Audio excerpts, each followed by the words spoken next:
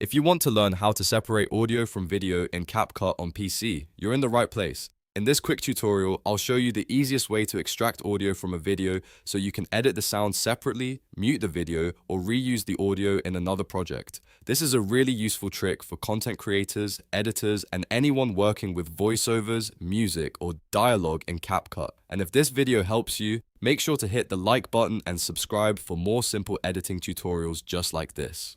Alright, let's jump right in. First, open CapCut on your PC. Once it loads, you can either create a brand new project or open an existing one, depending on what you're working on. If you're starting fresh, just click New Project. If you already have a project saved, open that instead so you can continue editing where you left off. Next, import the video that you want to separate audio from. You can usually do this by dragging and dropping the file into CapCut or by using the import option inside the app. After your video is imported, drag it down onto the timeline.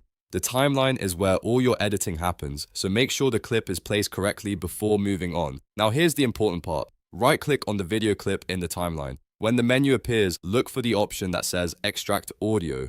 Click that option and CapCut will instantly separate the audio from the video. Once that's done, you'll see the audio appear as its own track directly below the video clip. That means the sound is now independent, so you can move it, trim it, mute it, delete it, or edit it however you want without affecting the video itself. This is especially helpful if you want to remove background noise, add effects, isolate dialogue, or replace the original sound with something better. And that's all there is to it. In just a few simple steps, you've separated the audio from the video in CapCut on PC. If this tutorial saved you time, please give it a thumbs up and subscribe to the channel so you don't miss the next easy CapCut guide. Thanks for watching, and I'll see you in the next one.